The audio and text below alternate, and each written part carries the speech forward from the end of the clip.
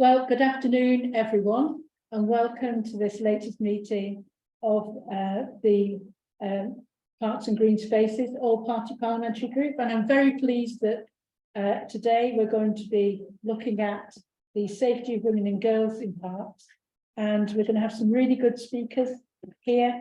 I should just start with a few explanations. We are in the middle of voting on the retained EU law bill is the next thing. So I will have to dash off when the bells ring. Please do feel free to carry on talking about me. But what it does mean is, because I want to hear our speakers, I will be limiting you to your time. Okay. Our first speaker is due to be Seema Malhotra, who is going to be supporting women's access to space through policy. That was what she was talking about. I'm sure that she will come along. Like me, she's affected by the water. So the main thing today was to promote the research that has been carried out and the guidelines that have been drawn up with Leeds University, with policymakers, parks employees and local authorities, and really to make the arguments for support for increased funding for safety in parks for women and girls, and to give a platform for women who are active in the design and management of parks and green spaces. So, you know, we need to make sure that women have that equal status in design to make people feel, well, it's woman friendly, but it's also safe for women as well. So that I think can be quite a positive message for us as well. So welcome to those who are joining us on Zoom. Oh, and Seema has just arrived. Okay, we've just started, yeah. Perfect time, Seema. Are you okay to go straight away? Yeah, do you want to give me one? Okay, well, we'll okay. So our first speaker was going to be Seema, but we'll give her a minute to catch her breath. So we'll call on first Dr. Anna Barker from Leeds University, who is going to talk about women and girls safety in parks and the lessons from the research and the practice. Dr. Barker. Thank you and good afternoon, everyone. So I'm an associate professor in the Centre for Criminal Justice Studies at the University of Leeds. And first of all, I just want to thank you for inviting me to this APPG meeting to give evidence and speak about the research we've done exploring women and girls' perceptions of safety in parks in West Yorkshire, and also to introduce this new guidance here, shame me plugging it, which our research has informed, which we call Safer Parks Improving Access for Women and Girls. So the guidance has been created in partnership by the University of Leeds, Keep Britain Tidy, the Green Flag Award, Mixed Space for Girls and West Yorkshire Combined Authority. It's been developed from funding from Tracy Brabin, Mayor of West Yorkshire, as part of the wider strategy there and commitment to improve safety of women and girls.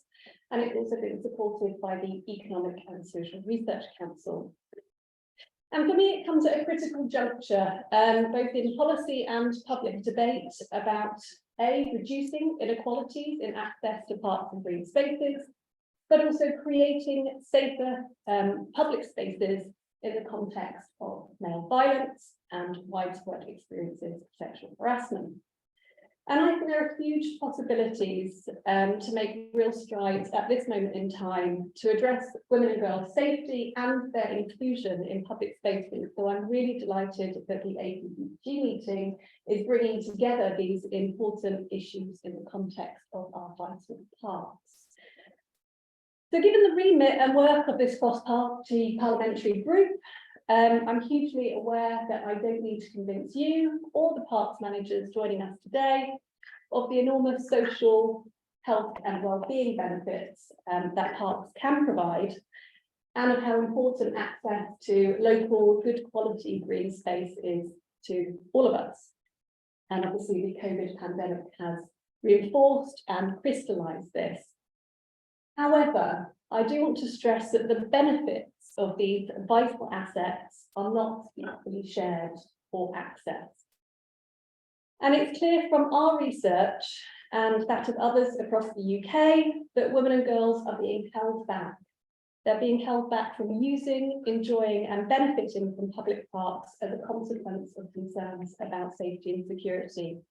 And so it comes as no surprise that a key finding of the Monitor for Engagement with the Natural Environment is that a predictor of infrequent use is being a woman alongside other predictors, such as living in a deprived area. And this inequality of opportunity is what our research and guidance seeks to address. And as it stands across Britain, evidence from the Office for National Statistics Opinions and Lifestyle Survey shows that women feel less safe in parks than they do in other public spaces, like residential streets, high streets, and on public transport.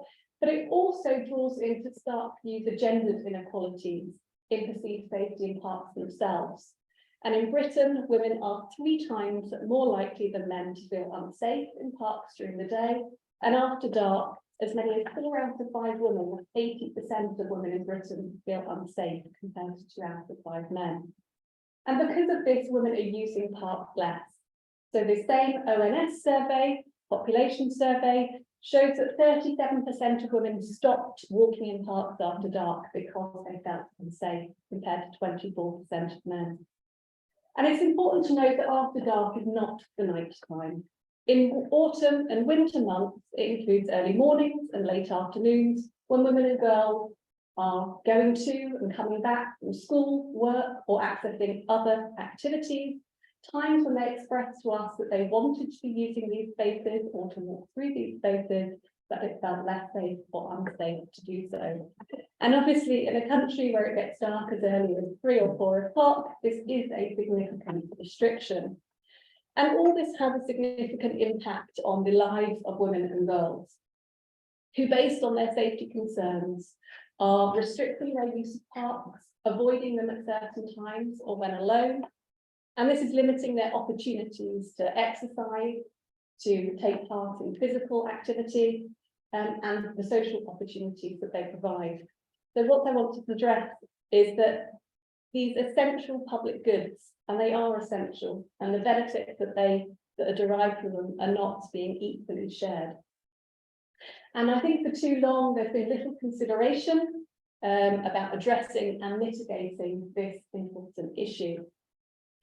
So in this context, last year, we interviewed a diverse sample of 117 women and girls aged 13 to 84 to better understand what they think can improve the situation, what made parks feel safe and unsafe. And women and girls we're not a homogenous group. Our views varied in this regard, but we found a lot of agreement. And ours is the first to find a variety of statistical areas of consensus that women think, based on their own lived experiences, can create safer parks. And this evidence then can inform policy and practice. So just think for yourself for a moment, out of all the things that can be done to create a safer park, what do you think women agreed on most? You don't have to answer that, but let's see if you're right. So the highest area of consensus amongst women is that the presence of other women in these spaces signals that it's a safe space.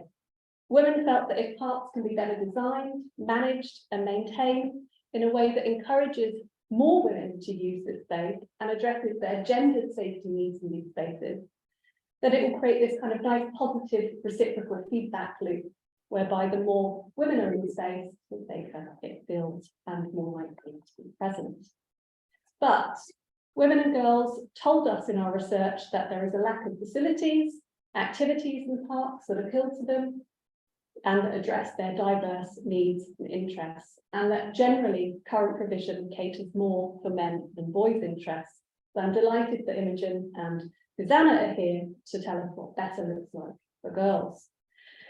And women are experts in our own safety, and they told us that to address our gendered safety needs, they want parks managers and they want designers to see parks and experiencing them through their eyes and involving them in the process. So broadly, they wanted greater opportunities to seek help in parks through staffing and help points. Girls also expressed a desire for women staff, so thinking about gender balance is important. And women are always on guard in public spaces. they're scanning their environment for potential threats. So they told us that things like openness and visibility, possibilities for escape, lighting and intuitive wayfinding is really important. But they don't want these changes to result in bland, sterile, nature-free parks. They want them to fulfill their needs.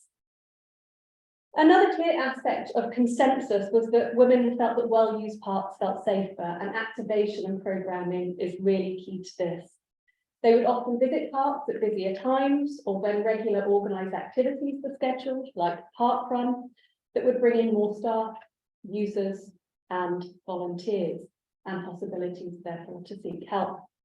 They really told us that they wanted to feel safe independently and alone in parks, but they also agreed that organised activities can extend their use of parks, enabling them to take part in running groups, recreational activities and facilities without the safety concerns, or without being judged, which I think is another thing that's come up.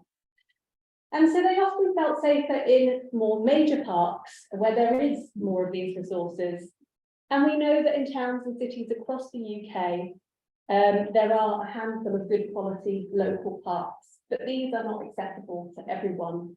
And when we're thinking about levelling up, we need to think about levelling up not just across the country, but within cities, across the spatial, social and gendered inequalities that divide our neighbourhoods. So women want parks, the burden to be reduced on them. They want authorities to do more about safety and to create wider social change. And there's a lot that can be done in the park sector.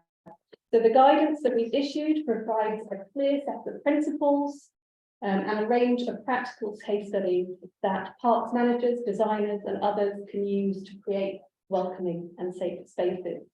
There is a handy, accessible summary and a full guidance document providing more information. It's based on research, it's rooted in women and girls' experiences, and it's informed by consultation with practitioners and wider organisations. The themes are simple but crucial. Eyes on the park, reflecting the fact that other people make the park feel safer.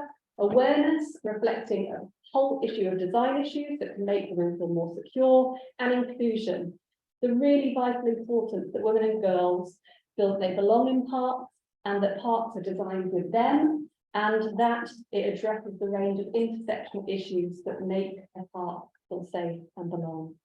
So I implore you, if you haven't already, to read the guidance, to download the guidance, to get behind the guidance and to fund the guidance to enable parks managers to deliver on this. Because if we make parks safer for women, we make parks safer for all.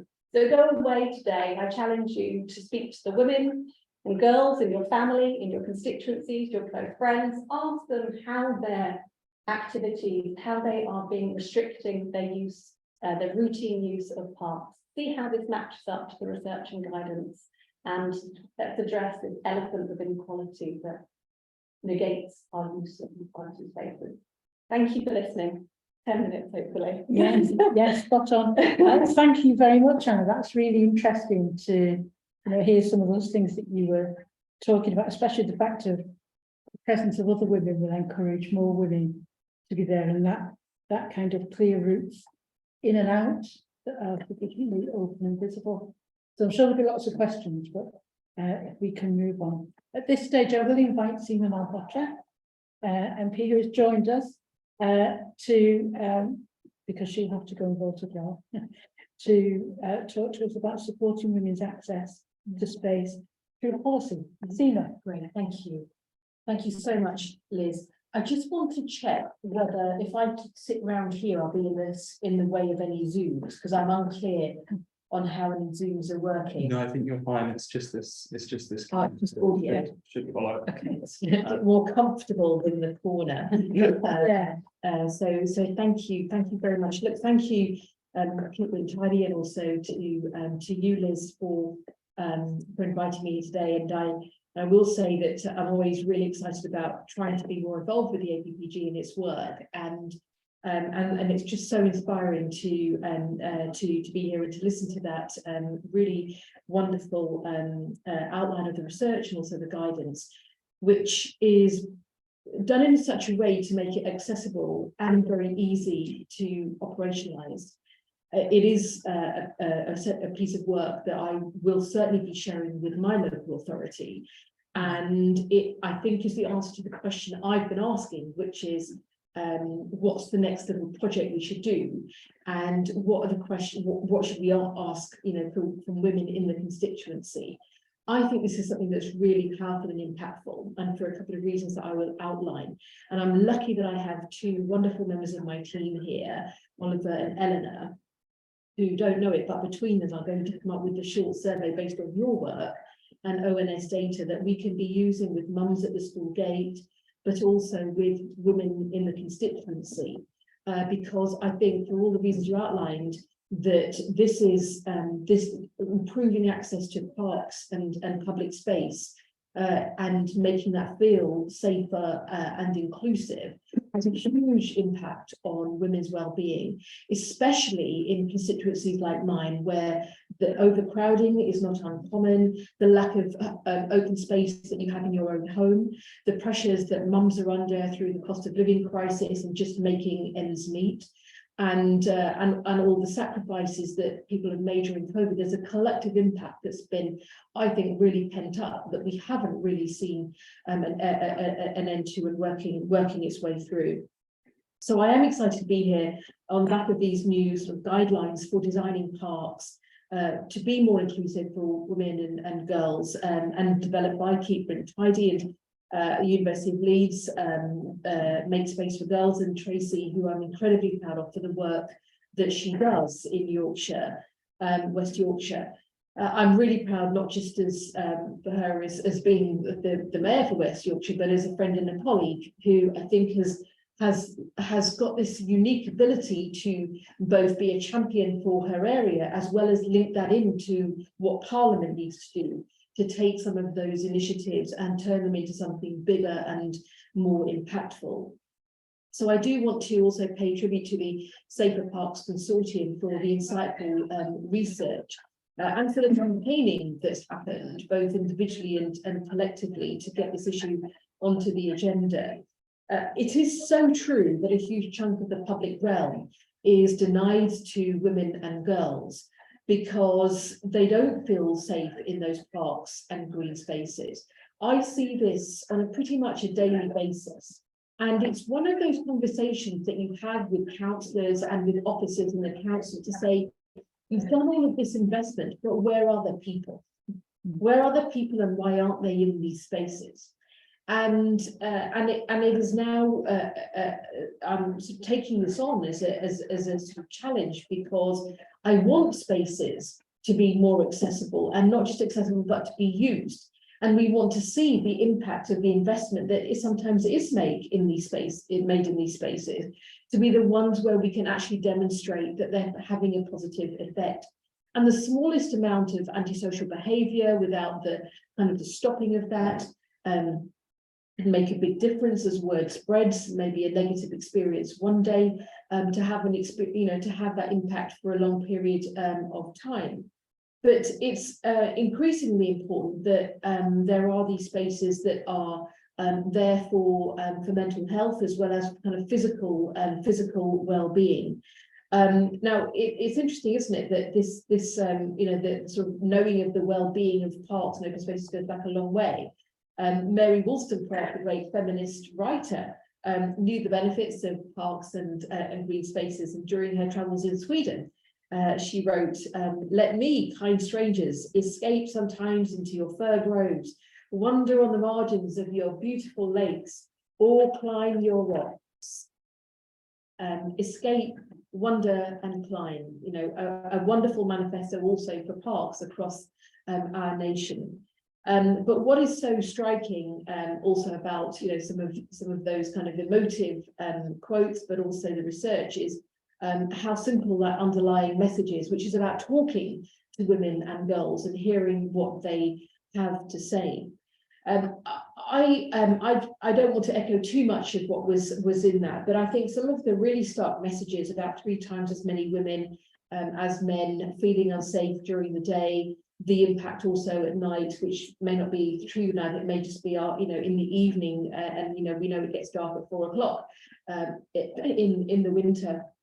But that gender inequality in access to parks and open spaces, and some of the very simple things that we've learned to tackle when we think about safe streets, whether it is about design of lighting or the built environment, that we haven't as systemically built that into the design of open spaces and parks. But it is very important, as well as some of those fundamentals, if you're taking kids or the family into parks, or people with disabilities, decent public toilets that feel clean and safe, play equipment that feels maintained, social seating. And so it's, if you do have any any kind of disabilities or illnesses or otherwise, or if you're elderly, that you can feel that there's a space for you to stop and to be able to take a break. And it's some of those things that are so simple, and yet the able-bodied, sitting making policy, possibly male more than female in our local authorities, haven't got that lived experience necessarily to be having that top of mind. And it is interesting, isn't it, that some of those messages can be so easy to understand and absorb. And in that context, I want to share a story that I heard just this week, because I went to, am I running out of time? Well, you are, but more importantly, we're about to have a vote. Okay, well, I will just tell the story and then I'm going to wrap up with just some implications for policy. And that is that I supported a new cricket league of women in Hounslow, in my borough, and it turns out these are mums mainly, and women aged sort of 30 into their 50s who have started a new cricket league.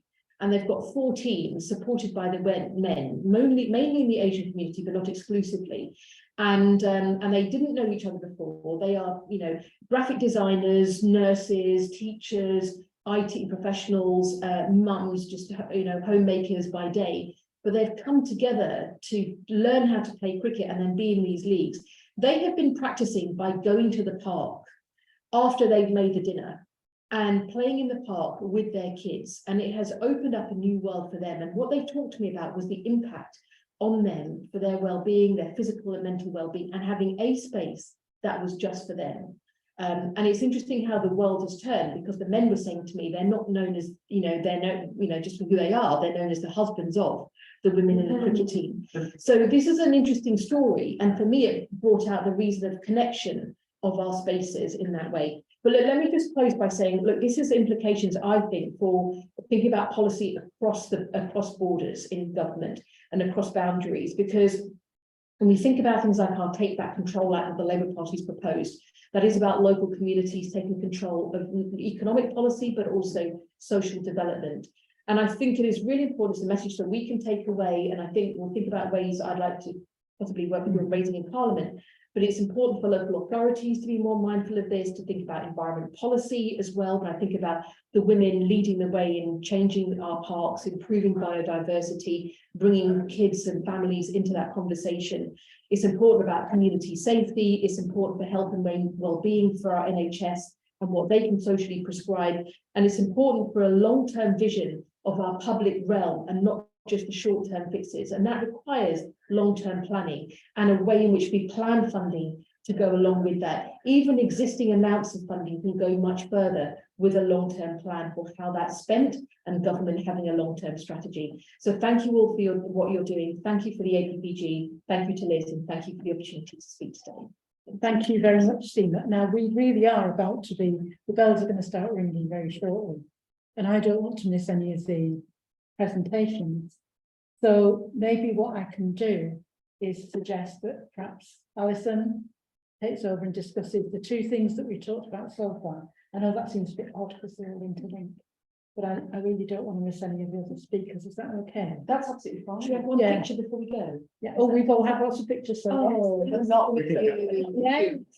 From wherever I'm. Yeah. Just got is all of us in and mentioned. Yeah. Well done. And apologies to our colleagues on Zoom, I'm afraid. So you got the table in this. Yeah. maybe you could do it from that corner. Maybe this one's better. No, I don't.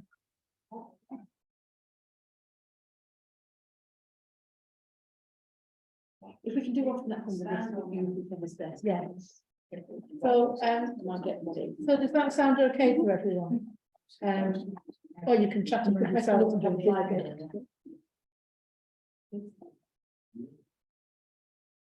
Great. Thank you very much. Can I take one of those with me? Yes, of course. Is one enough? Right, there any? Do you want to know? So Liz, so you'd like me to sort of invite contributions and comments on the issues that have been raised thus far, and then we'll talk amongst ourselves technically until we see your return. Is that Yeah. all right? Brilliant. Is that okay? That's fine. That's great. I'm sure we've got lots to talk about. Well, we will make Thank you our so way much for your over and you can contribution. get back All right. quicker. Lovely. Right. So has anybody got any comments that they would like to bring in specifically about the contributions we've had thus far? I think for me, one of the things that really struck me, and I'm going to touch on later, is the international research that actually looks at best practice and what girls particularly wanted to see. But what really broke my heart, I think, having as an organisation campaigned for many moons for greater access for disadvantaged communities of parks, was the realisation that when we were talking about disadvantaged communities, we were in effect discriminating against women and girls. And that what little money that was going to be spent was being spent on leaps and other forms of play activity areas that were very specifically targeting boys and antisocial behaviour, that see boys are more likely to be engaged in, so things like skate parks, and those things themselves became things that further excluded girls. So once you've spent the little money you've got on trying to encourage boys into the park, you are actually going to have even fewer girls because they saw it as a threat. And I think the contribution we had at the conference from the woman who came from the Women's Skateboard Association was extraordinary, that she said that girls just won't use them because they feel humiliated, potentially that they feel embarrassed, self-conscious, and that they might be humiliated. So they're skateboarding elsewhere, which is just a travesty. So what little money there is actually not just not being spent on girls, but it's been spent on things that would exclude more girls from the park. So for me, it was a very interesting day, and I think through a lot of things that I mean, I'm sure Paul knew better, but I certainly came as a surprise to me. So I'm throwing that into the mix, but has anybody else got comments that they would like? Well, just to add to that, Yeah, I think yeah. having working in partnerships and working with existing organisations who are also trying to do the same thing is really good to kind of partner up, because it's about how you activate those spaces and how you get activities in them and encourage groups, especially the hard to reach groups, to be able to come into spaces and use them. And on some of our projects, we've done exactly that. Had sort of sessions until they've kind of built up their confidence, feel a bit more kind of like it's their space, and then you can gradually just kind of take a step back, and it just naturally they'll start using those spaces how they're meant to be. Yes, I mean, I don't know if you were at the conference, and No, that wonderful diagram they had of what girls want. I think it was Danish, which had the sort of meeting areas that were both a little bit private, so there were trees and incidents and concrete kind of divisions, but you could also see through. But what they focused on and what they ended up realising was that girls were going to shopping malls, the high street, to congregate and to Because they're socialise. outside. But also they felt self-conscious in the park that they were teased by the boys. And these areas were successful in attracting far more girls because they were focused on these congregating areas, which of course is wonderful for everybody. It's wonderful for families, it's wonderful for the elderly, it's wonderful for all sorts of people, but specifically it's about getting girls into the habit of using those green spaces, which is a world away from skate parks, which turns out is such a singular demographic. But I don't know. Yes, I'm going to be talking about a lot of this in the next week, but the thing, the beauty of it is, Liz won't have heard all of it. Again. What I was going to say is that women in sport are doing some really interesting work around gender budgeting. Yeah. Because when you actually put usage into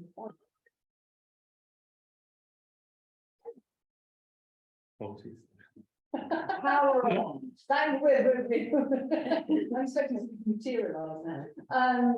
That when you put what we know about the actual demographics of who's using it into money, so if, for example, with pitches, where we know that pitches are 93% used by men and boys teams. So if you take a council that for every £100,000 they're spending on a pitch, £93,000 of that is going on men and boys and 7,000 is going on women and girls. Suddenly it focuses their minds on the issue in a way that somehow just broad statistics don't. And so I think the work that they're doing, they're starting to work with some councils on just actually analysing the provision and looking at how the budgeting works. And I think that's going to be really interesting. In terms of Absolutely fascinating, because I think there is a universal approach to this debate, which is the elephant in the room, perceived elephant in the room, is that you can't do anything about male violence. And so as long as you can't do anything about male violence, you can't do anything about the threat to women. So really, what can you do to improve the lighting? That's the elephant in the room. Do you know what I mean? Yeah. So everyone's just sitting there going, well, I think I know the answer, which is you can't do anything about the old psycho. So we just need to improve the lighting and maybe that things up. What this is bringing about is a completely new thinking, which is actually there are a million things to do. And by doing them, you're actually making these spaces far more community-based than they currently are. They're actually becoming antisocial.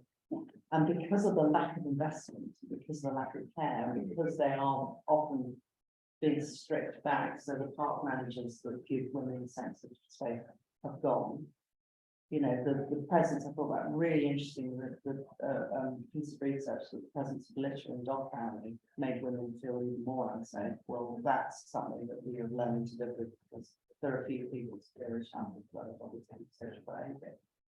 But what we have to do is debunk the elephant in the room, because I think that's what most people think. This is really about male violence, and it's not much about that. There's a E. Kyle who basically pushed through the gender mainstreaming process in Vienna, which was the first city to look at all aspects of planning in the lens of gender, or obviously including part of that. And she got real flack because she designed an area of social housing on the basis of making it as easy as possible for women who are the main caregivers for children. And people go, but men should be equal caregivers. And she said, and I think it's a really useful motto for all of this work. She said, we are aiming for utopia, but we have to build for where we are now. So, yes, of course we want to get rid of male violence. Of course we can still, must try and address this. But we can still change things now to make things work better, given where we are at the moment. In Bradford, we have a project called Better Start Bradford. It's Better Start Bradford, and it's to kind of work with young children, 0 to 3-year-olds and pregnant women, and it's about giving them the best start in life. And one part of it is Better Place, which looks at the environment and how that could affect children. And what we've been doing in a small area, we've split 2 areas, and we're testing and learning, and we're making improvements and simple things like routes to schools, alleyways, to park improvements, green spaces. People, when you look at a map, a green blob is a green space, but actually it's not a quality green space. It's probably just grass, and that doesn't really stimulate children. It doesn't encourage them to play outside. And we just found that kids weren't playing outside. And so we're kind of looking at the next generation and how, by changing their behaviour, giving them good quality access to green spaces, and also moms, as teaching their young children and in spaces and playing with boys and being comfortable with spaces, that hopefully these children then will go on to be healthier adults and more comfortable, in spaces. And working with pregnant women in particular has been amazing because, you learn so much about what the challenges are, what the barriers are, for them to be able to take kids outside and want to spend time outside with them as well. So there's, they're learning habits, aren't they? yeah. You're affecting the next generation. Yeah. And if that pregnant mother to be doesn't use that space and doesn't take their children there, then that's another demographic that's missing out. Yeah, and if they're playing outside from an early age, and it's things that you just culturally as well, if it's raining or it's cold, Asian, as an Asian, you growing up, I'd catch a cold or, it's just not done and getting dirty. But actually, it can be fun, splashing a puddle, you can wash your clothes. So it's just changing people's mindsets and it's taking them on a journey, isn't it, really? I think the thing about high quality green space is also really important. It's actually when we talk to teenage girls, they're really into nature. It's really crucial. And we somehow think that if we just want to go from the load of grass, that's okay for teenagers. But they're people, they're humans. Yeah.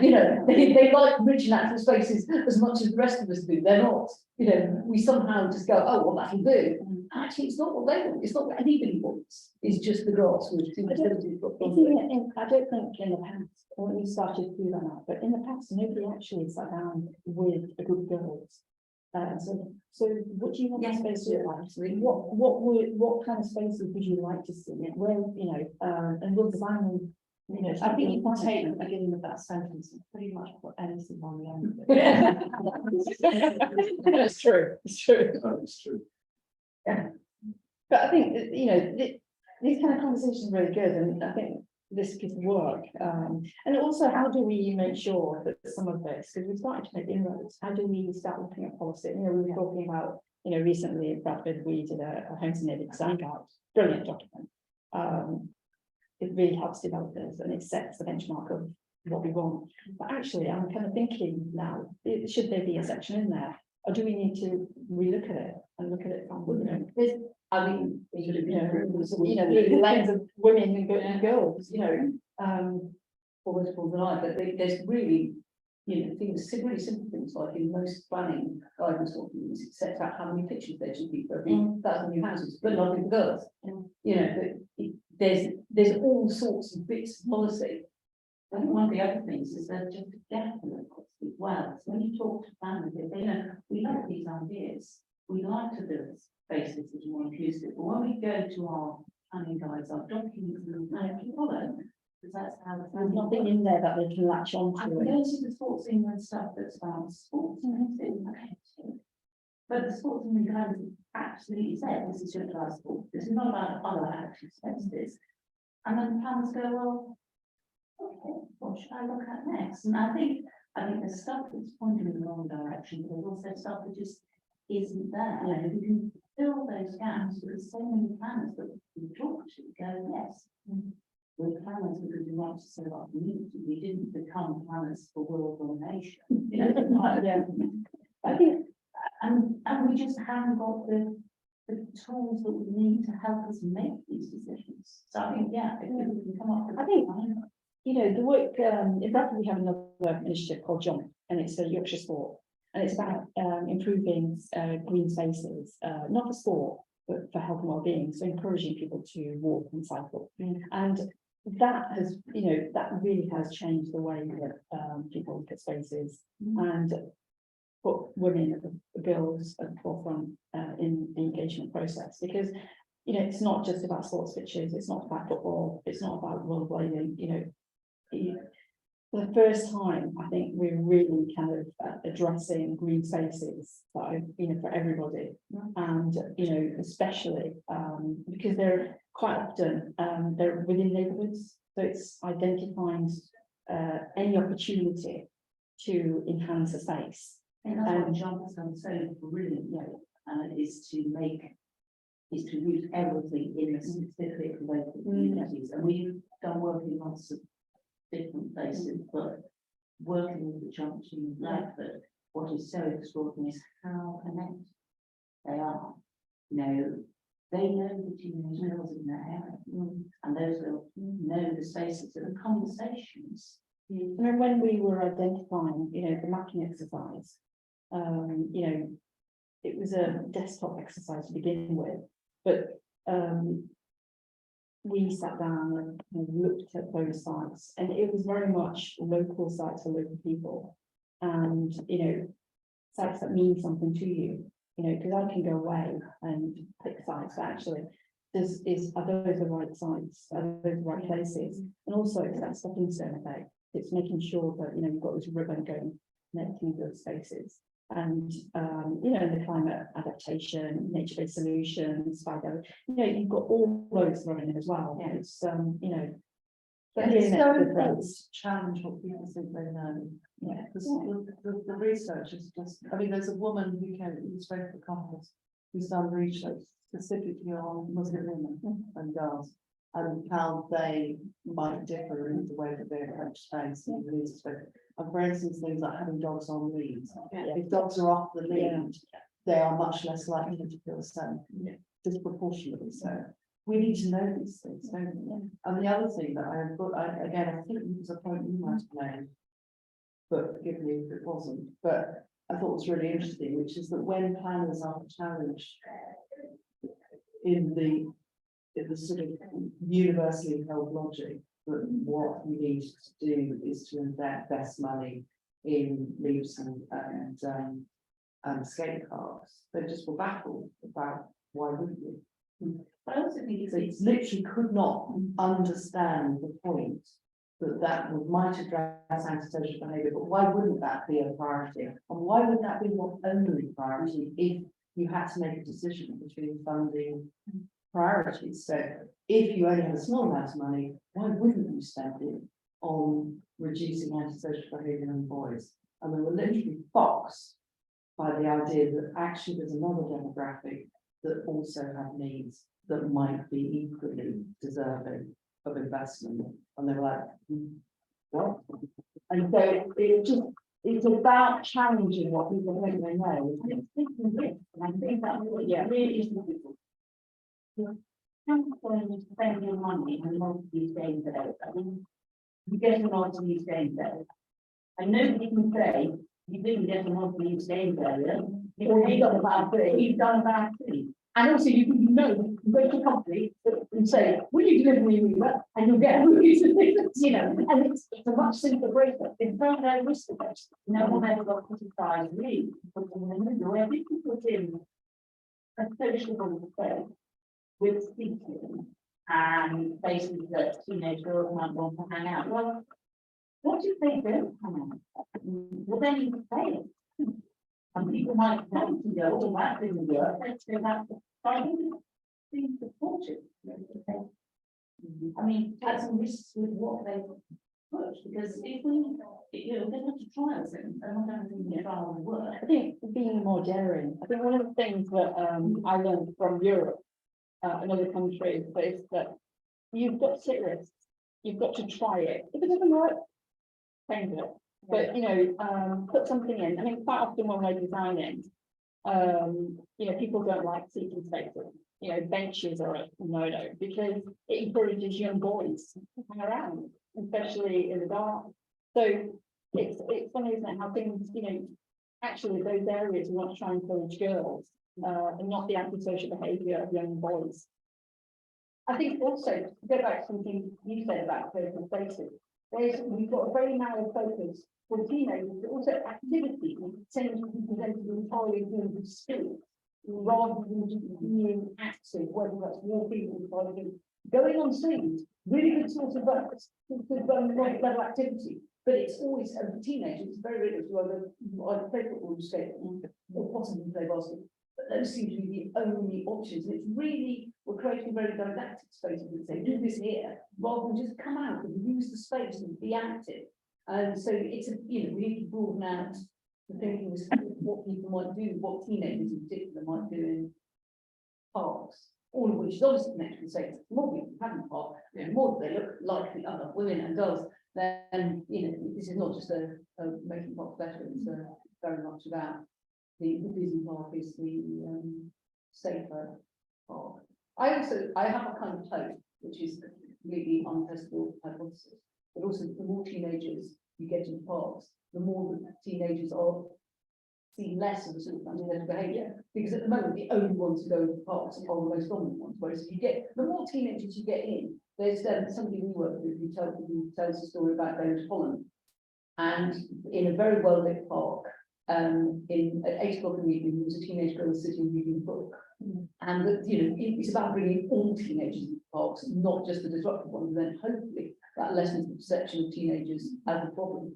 Absolutely. I mean, I think one of the things that kept coming out for me again in research, which really blew in the face of what I thought I knew, which is that girls don't want to go into parks with boys. The boys were actually, I mean, give me in my day, that was definitely not the case. Yeah. I think the thing is, Very interesting. I think it's about going to parks with other boys. But apparently no, apparently all the research keeps coming back and girls. I think it's groups, I think it's any environment, it's when you've got groups of boys, isn't it, really? You kind of I mean, you know, the other day I was just walking up some stairs in the city centre, and there were a group of lads, and they're probably harmless, just sat there kind of talking amongst themselves. But I remember thinking, I've got to, you know, I went on to the other side, and I don't know what I expected or where I thought, but because there were a group of boys, you're just a bit more fearful. It's also, it's the ones you don't know are the key, and that's my teenage daughter has a simile, which I will water down slightly because they're frozen, it's like fruit. But you've got 20 cans of orange juice, 2 of them are contaminated. You're not going to drink any of the orange juices. They know most boys are fine, but if you're walking past a group or there's a fence ditch, you're not going to go in there, because if you don't know some of the boys, you don't know if they're fine or not. And it's not just about your safety, it's not that you think that they might threaten you, it's that you think they might say something that They will embarrasses you. sexually harass you. And that is something that you will actively go out of your way to avoid. Absolutely. And that's, and there are things in terms of going into the middle where they won't, because it's a fenced area with narrow entrances with a group of boys you probably don't know. And so they won't go into that space. And then when we heard about when they created space for just the girls to use it on their own, of course, what the boys do is stand on the edge and then they comment. And so the girls didn't use it. Yeah, it's So it, but the idea is to break up your two facilities into lots of different spaces. Yeah. Then you can take a pick. If there's a group you don't like one, let's go somewhere else. Or just creating an environment, going back to that utopia thing, but just creating an environment where actually everybody can play together and use spaces. it's rather hardly than- utopia. I mean, yeah. the pictures that we saw from Denmark Yeah. were just really nice meeting areas. Yeah. I think they were just concrete parts. I'm I trying think it is. No, I think But speaking as a man who was once a boy, a long time ago, I mean, some of those fears, the same, big kind of ransom again. Yeah. You avoided like. yes, that's one of the great things about creating the spaces. It works for boys too. Well, I love the idea that, I'm not sure I'm going to use the right word, but a much more feminized state that gets that, a much better mix is going to be better for everybody. Not Absolutely. just to reduce masculine threat to Yeah. females, which is the priority, but the masculine threat. It's creating a better environment for everybody. Yeah. Older isn't it? people, younger people. And it's always been like this as well, back in 1903.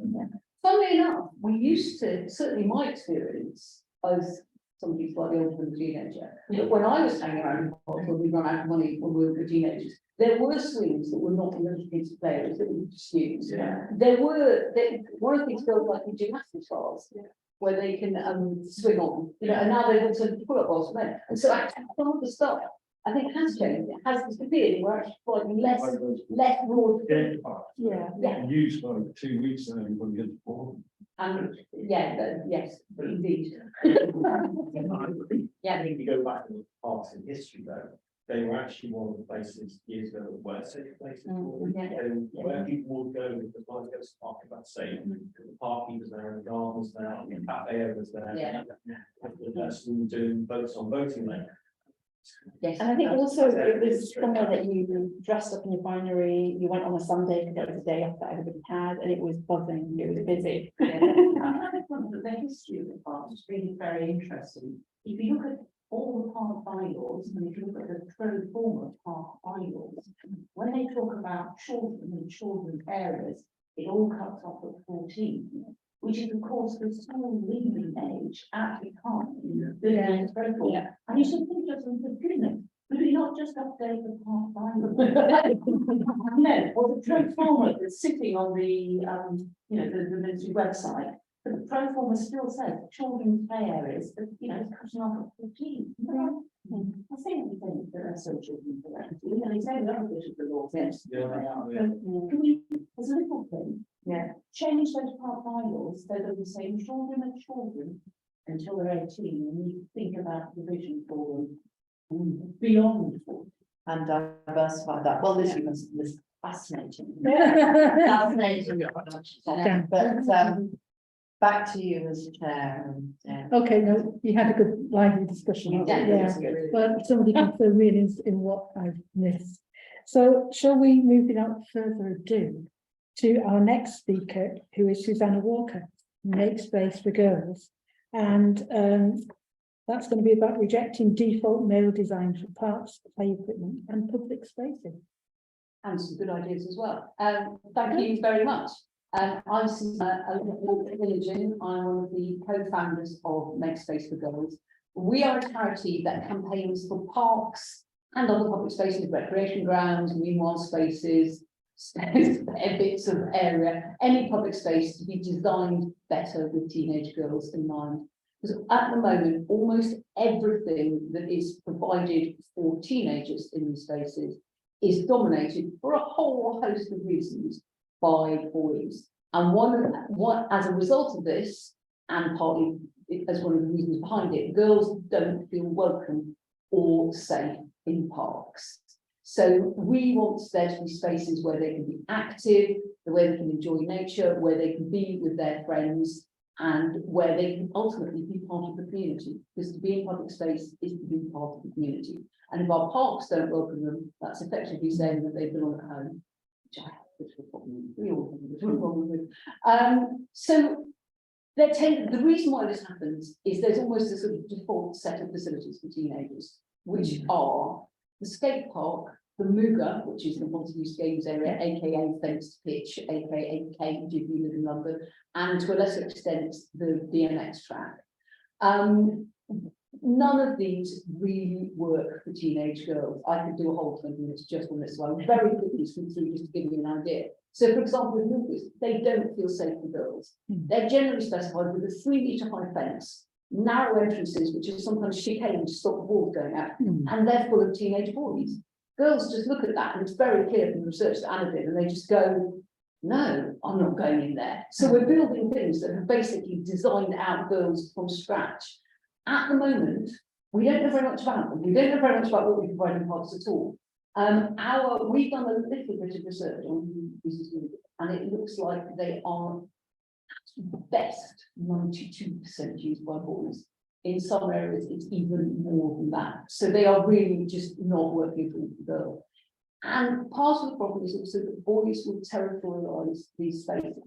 Now, there are good reasons for this, because the good things about moving in skate parks is that they give teenage boys permission to be in parks. Nobody's ever going to tell you what was loitering on a skate park for a teenage boy. It's okay for you to be there. So they tend to defend these spaces. But so one of the things we need to do is provide spaces that give girls that same permission. And we're still working on that. We've got some suggestions, but we don't, it's, as you said, Sarah, earlier, we need to experiment and take risks and find out what that is. So what happens in skate parks is boys will actively try to drive girls away. Girls skateboarders, so that's girls who've chosen to skateboard despite all the disadvantages. Both in our work and some other work done in York, 90% of the girls say that at some point boys have made them feel uncomfortable, unwelcome on the skate park. We hear about girls who've had stones thrown at them, racial abuse, rape threats. When we talk to girls, they get up, this is teenagers getting up early in the morning to use the skate park before the boys are there. It's also true of basketball courts. you know, girls getting at 6 o'clock in the morning, it's the only time that she can use the hoops. They go after it's rain, the surface is rubbish, but at least the boys aren't there. So it's just what we're providing, the vast majority of what we're providing just doesn't work for girls. Skate parks are slightly more used by girls. It's about 15% to 85% there. So there's a huge, because simply a gap in provision around teenage girls. Now, obviously, this matters for a whole load of reasons. As I said, you know, it's a basic human rights being part of the community. Huge health impact. Teenage girls are less active than boys at every stage. We don't connect this with them not having stuff to be active on. But mental health is really crucial. The research is there. Being in green space is very good for mental health. Teenage girls 3 times more likely to have mental health issue. Let's get into parks. It's probably a better intervention than camps. There's also, and I will speed through this very quickly, the Public Sector Equality Duty, Public Equality Act, which says that public bodies have a duty to consider not just equality, but acting to redress discrimination. So we've got a pretty clear thing there. But one of the big barriers, as I said, for girls is safety, which is why we were really, really pleased to be part of the story in creating the guidance. Because it's probably the single biggest thing that stops girls from going to the parks in the first place. And for teenage girls, safety doesn't just mean not being attacked. As Anna alluded to, it's about not being harassed. It's about not feeling judged. It's about feeling welcome and positively safe. So this is why it's so fantastic that the guidance is not just about lighting CCTV cameras, flipping back the vegetation. It's about how to create these welcoming and safe spaces. So the guidance, from our perspective, works brilliantly for teenage girls. It enshrines so many good ideas, which, and in the conversation we were having in the gap, this doesn't just work for teenage girls. There's a great American thing about, or the curve aspect, about how you create something inclusive. Generally, it benefits more groups than just the one you're aiming at. And Better Parks is like that. It works for the boys who don't want to go on the who don't want to go on the skate park. It works for LGBTQIA plus teenagers. It works for just people who like being in safer parks. So some of the guidance is practical. Stuff like perimeter parks, which have been proven to work in terms of increasing activity for women and girls in the parks. It's also about providing the kind of equipment that when we talk to teenage girls, they say they want, like swings, sofa seating, trampolines, fun, playful stuff. It's not just about sport. Some of them more subtle, as Anna alluded to, about having parks with people who look like you, making a difference. But most important, it's about creating parks that have a sense of belonging. And it's about talking to girls and women about that. And not just talking from the beginning, but getting them on the management committees, but getting groups involved all the way through the life cycle of the park, so that they feel that this is a public space that belongs to them. Now, the other bit of the guidance we haven't talked about yet is the case studies, which are, in fact, there's 10 case studies of good practice, both in the UK and also further abroad in Europe. And so we can see what better actually looks like and how change is happening. So I have to have slides because these are nice things to look at. So this is Roundtree Park in York, where it really demonstrates how you can do something without a huge amount of resources. The Friends group from the park have realised the problem. They've done all the sorts of engagement with their teenage girls, and then they got some money from LNER to create groups for older girls in the park to just come and hang out and feel that the park belongs to them. And it's been brilliant. And they've kept talking to them, they've kept engaging with the girls. They're now applying for funding to build swings, to build sofa seating, to help us work on the skate park to make it more friendly for the girls. And it's not that expensive, you know, we're not asking people to completely redesign the park. It's really straightforward. One of the things they found is that only 20% of the girls who came to the park used any of the facilities. So it just wasn't working for them.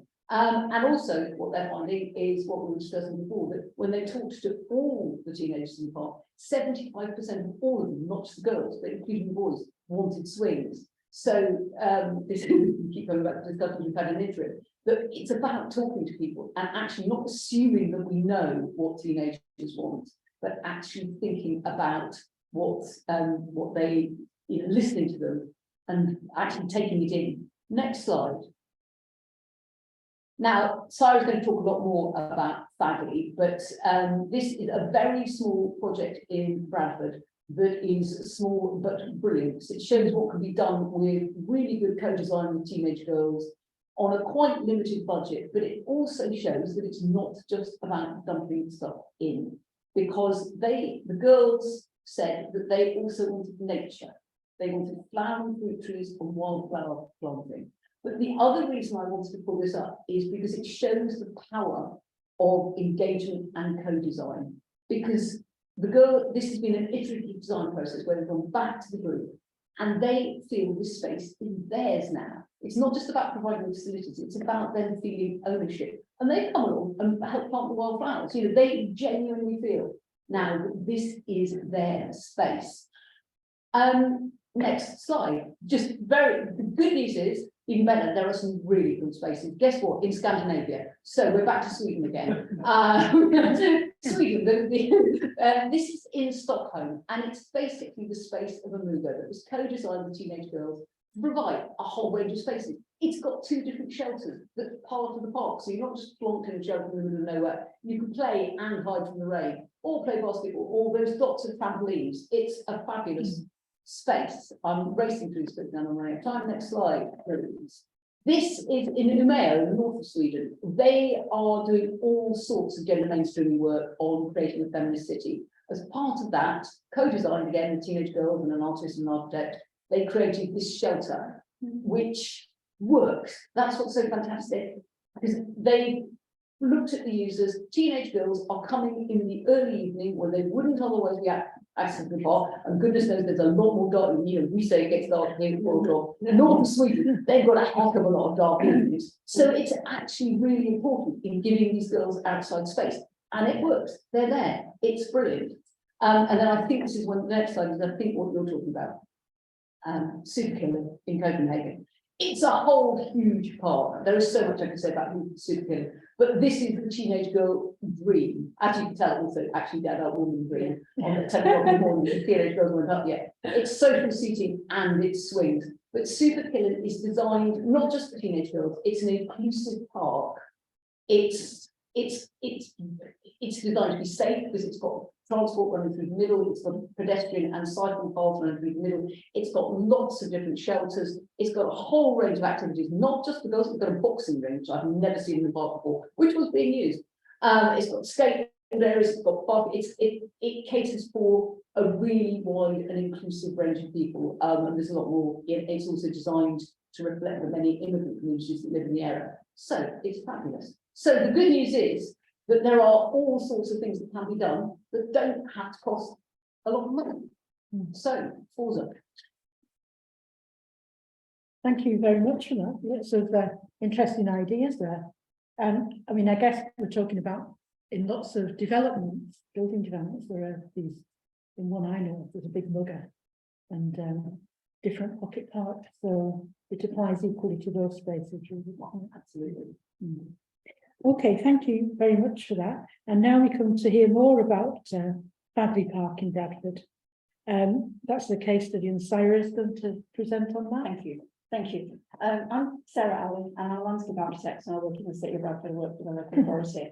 And I'm going to kind of look at it more from a city perspective and what we're doing in Bradford around making spaces inclusive and such for girls. So don't know how much you know about Bradford, but it's a northern city. It's 2/3 rural, a beautiful place, stunning architecture, heritage, home to enterprising, creative people. Once one of the richest cities in the world, built its city on mill trade, wool, grew from a small market town almost overnight, and predominantly Victorian fabric infrastructure. Back-to-back houses, terraces, little or no gardens. It's got some great parks though, amazing spaces. Majority of them are Victorian parks.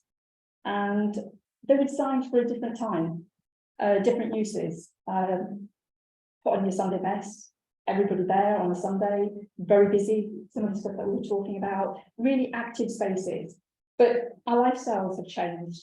The way that we use spaces has really changed now. And that infrastructure is broken. So just a little bit of statistics about Bradford and why we're kind of looking at this focus. So approximately just over 500,000 population. Almost a quarter of that population is under the age of 16. So we're the youngest city in the UK, and we've got quite a diverse population. 1 in 4 identify as South Asian. And a majority of those people live in our inner city areas. We have a lot of health inequalities. 22% of young children between the age of 4 to 5 are obese, and 37% of 10 to 11-year-olds as well. And 23% of our adults are inactive, and less than 30 spend less than 30 minutes doing exercise. Now, when I'm talking about some of these statistics, you'll notice that I don't talk about women, because we don't have statistics on women. So in the summer, on average, people in Bradford spend 6 hours a week outside, and in winter, 1.5 hours. And South Asian families actually half that time. So imagine less than 30 minutes outside. On average, now this is really kind of shocking when I found out, but on average, a woman in Bradford lives 7 years less than a woman in Harrogate. So what we need to do is we need to change our spaces, and we need to act early, and we need to alter behaviours and spaces so that our girls and our children have the same opportunities as some of our neighbouring greener cities. So our ambition in Bradford is to create a healthy city, an environment where our girls and our young have quality spaces, and an environment that's a great place to live, and they can grow to have better lives, which means that they'll have better health, they'll have better skills and better opportunities in life. It'll reduce those inequalities. And this is all down to the spaces that they spend their time in. Next slide, please. So in Bradford, we're working with partners to help us improve our public spaces, and we're blessed to have some amazing partners. We've got really good partnerships. We're very much research-led. We've got the Bradford Health Research Institute. A lot of my work is also done with the NHS. We work very closely with our public health colleagues, and we've got several European projects which are very research-based, and it gives us an opportunity to go and look at good practice and work with other people as well. We're developing strong initiatives, and we're trying to build on those. And all those partners that we've got there are working with us to improve the quality of life of people in Bradford. And all of them, we're looking at spaces for women in a lot of that. Next slide, please. So the links between outdoor spaces and health is well established. And in Bradford, we're focusing our work on health because we know that that is something that really matters to people. And we're using that as a driver for change. And a lot of the work that we're doing in the family scheme and some of the other schemes that we're working on are actually health-led to give people better quality of life. So it's very much a whole systems neighbourhood approach to not only increase the level of physical activity in our girls and their families, but particularly to look at how they're going to spend more time outside, any space outside, not just parks and green spaces. So, well as investing in redeveloping local spaces, we're investing a considerable amount of time and resources in bringing behavioural change, and we want to make sure that it's long-lasting and sustainable. So we're trying to understand what the challenges are, and we're engaging with our communities and our girls, and we're asking them what matters to them. And some of those positive, negatives are the feedback that we're getting. Next slide, please. So we're putting children, and especially girls, at the heart of this work. And we're going to achieve this by being quite innovative in our design and delivery. And we're working collaboratively and building capacity to ensure that girls from the community and the stakeholders that we're working with are going to help us shape some of this work. It's very much a bottom-up approach, which starts with our communities and putting girls at the heart of it. It's also an opportunity for the girls to give us something back. And more importantly, for the girls in the areas to build a lifelong relationship with the outdoors We want our girls to feel involved in what we do. So for us, it's about building their confidence. It's about creating ownership. It's about empowering them. Next slide, please. It's an opportunity for them to, I think you might, let's go back a bit. No, okay, sorry, go back. There, thanks. So it's an opportunity to contribute and ask them what matters to them and how they're going to use local spaces. We want to build the resilience in the community from a young age, engaging with them, and also be able to put them in touch with other people as well. So regular engagement allows dialogue and contribution, and we kind of keep that relationship going. It's also about creating pride in where they live and how they can make a difference to their city and their neighbourhood. Next, please.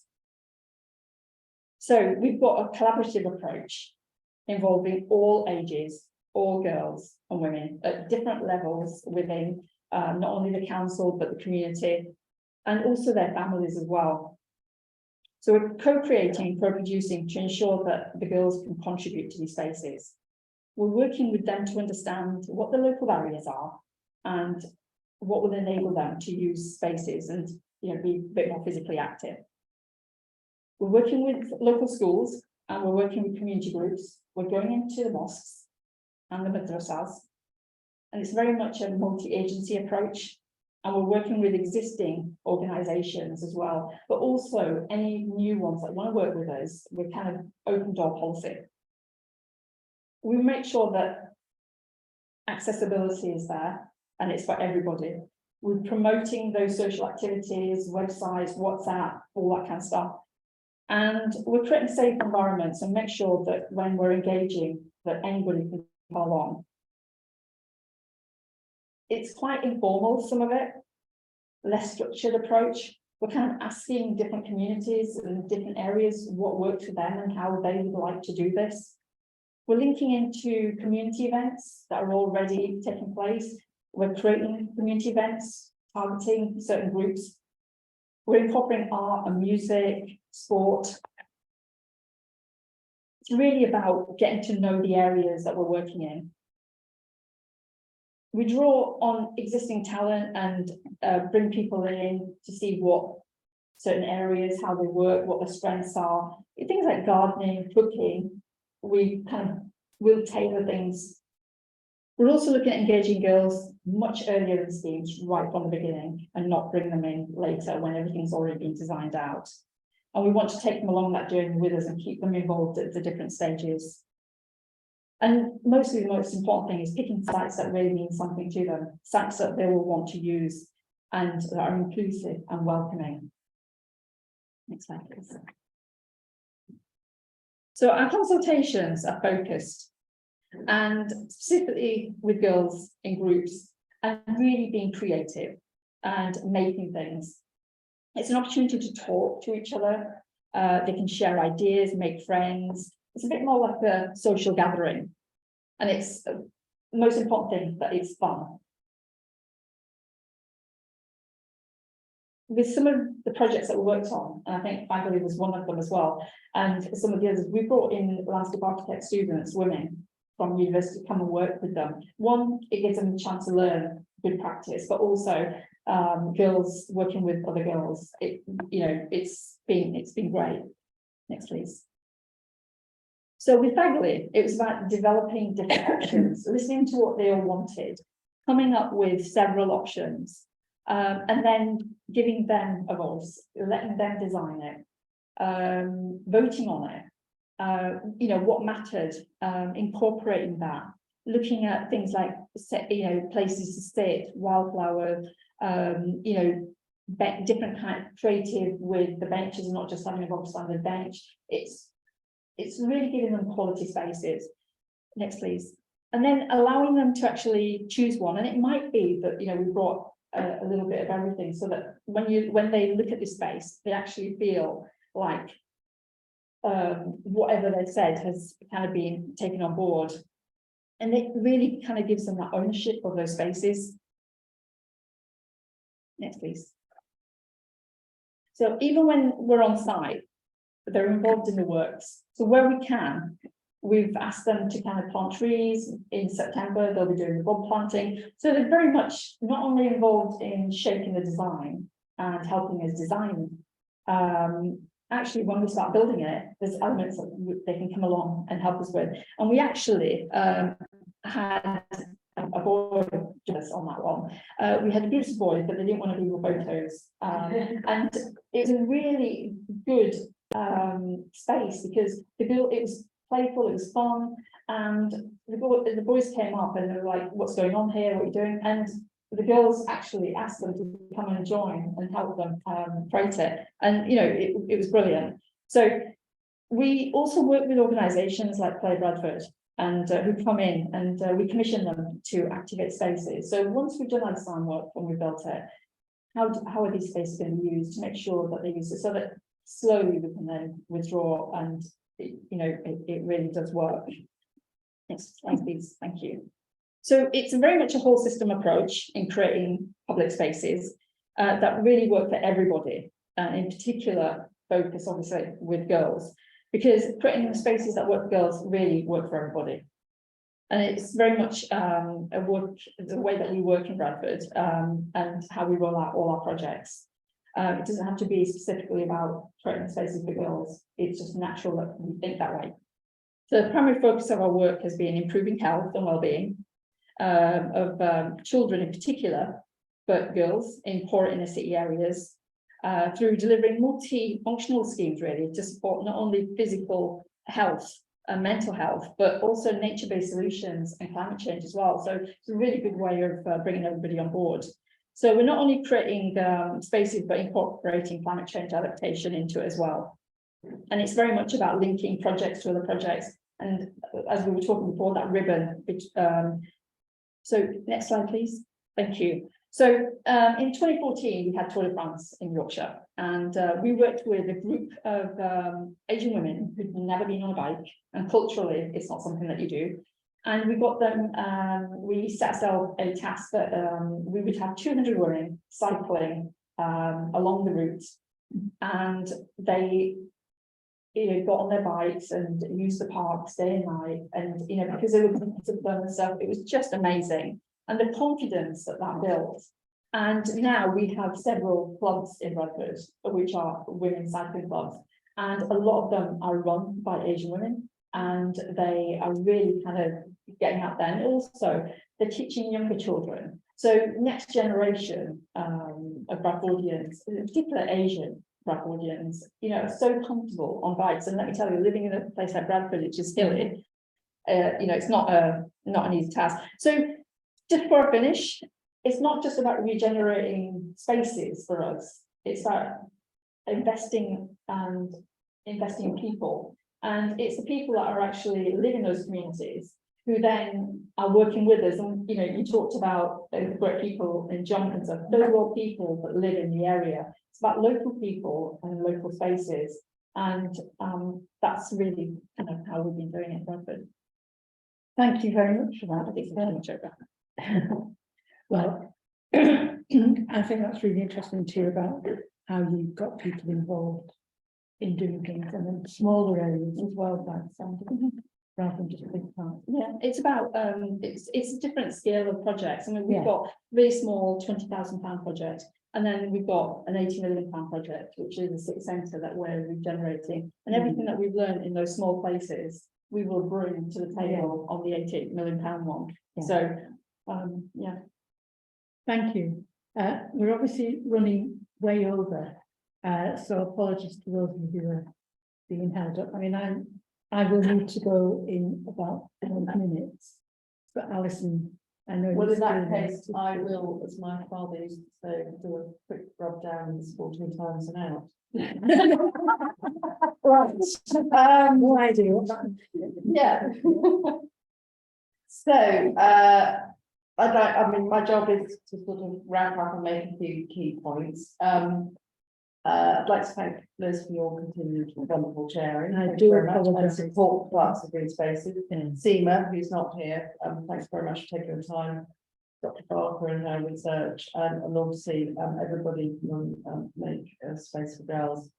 and your wonderful work in Bradford. It's all incredibly important, and I think something we're very proud to be able to support and champion.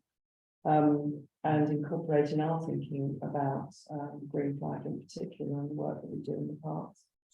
I did want to say very, very quickly as well, just to acknowledge that our expertise in our parks is embodied by the fantastic Paul, who FYI got an MBE in the summers for contributions to parks, and it is his expertise that we lean on so very, very, very heavily, and it was also his leadership that helped bring us to your door. So I wanted also to say that I'm somebody who goes to a lot of seminars and conferences, as you can imagine, but I think the one that I went to at Leeds University was certainly, if not one of the most exciting ones that I contributed and I'll be honest to contribute to, but mostly to witness the very exciting debate. And as a charity, we talk a lot about communities, and I spoke earlier and how we can help people thrive and get engaged in the environment of the green space. We keep saying we don't have to illustrate how important that is, but I think we do have to keep making that point, that the environment and getting people engaged in the environment isn't just great for their health, it's also obviously great for the whole attitude towards what matters in life and how we're going to rush around and address the climate emergency, which of course needs to be much more of a priority and a political priority for everyone moving forward. I think what we've learned is that unfortunately getting access to a space is a source of anxiety for girls and women, and that just has to be completely unacceptable on so many different levels. I cannot believe that I'm sitting here in 2023 talking about women still being characterised essentially as domestic creatures who belong at home because we're simply not safe elsewhere. The government's 25-year environment plan does recognise the important need for all of us to access space, and a quote in there: spending time in the natural environment can reduce stress, fatigue, anxiety and depression, boost the immune system, encourage physical activity, and may reduce the risk of chronic diseases such as asthma. I would add hypertension, diabetes and so many other things. But it combats loneliness and binds communities together only if everybody has access to those places. And clearly what we're hearing very loudly is that's simply not the case. The World Health Organization produced a report in 2017 and concluded that urban green space is a necessary component for delivering health, sustainable and livable cities. Urban green space intervenes and can deliver positive health, social and environmental outcomes in all population groups, particularly amongst lower socio-economic status groups. There are very few, if any, other public health interventions that can achieve all of this. And a really essential point. And again, we talk a lot in Keep Britain Tidy about making space for particularly disadvantaged communities. But now we learn that within those disadvantaged communities, women are particularly disadvantaged. The other point I just wanted to make, and I am literally whizzy, is that over literally the last 12 months, we have seen some piecemeal attempts to rectify the absolute funding travesty that has happened to our parks and green spaces. And whilst we're pleased to see that the government accepted that parks need support through the Levelling Up Parks Fund, £9 million across the country is not exactly a very exciting budget. I might do one part, but that does leave 2,699 to go. Also, the antisocial behaviour action plan, again, a very good initiative, something that we welcome and we're excited about, but again, a national budget of £5 million similarly doesn't feel like it's a priority for anyone other than us. So we're looking to, and I know we talked earlier about how some of these interventions and changes aren't expensive, but when you take the £9 million across 27,000 parks, you end up with a figure of 185 quid, and I'm guessing it's more than that. So we recognise the scale of the work. Paul talks a lot about the scale of the work that needs to be done. The preponderance of these green deserts that Paul refers to, the crisis that's happening in public space. And we recognise that, but what we're saying moving forward, one, there needs to be investment, two, there needs to be a priority for the environment. Three, obviously, it's our home, it's what we care passionately about and we want to see supported, but it's going to need investment. But when investment comes, because surely it will, as day follows night, it needs to be thought very differently and we need to make us a priority in the way in which we spend that money. Thank you, Alison. I'm so sorry not to have rushed you through that. So we heard a lot about the issues over the discussion. And Good. I think we really come across all the important territory. And apologies to those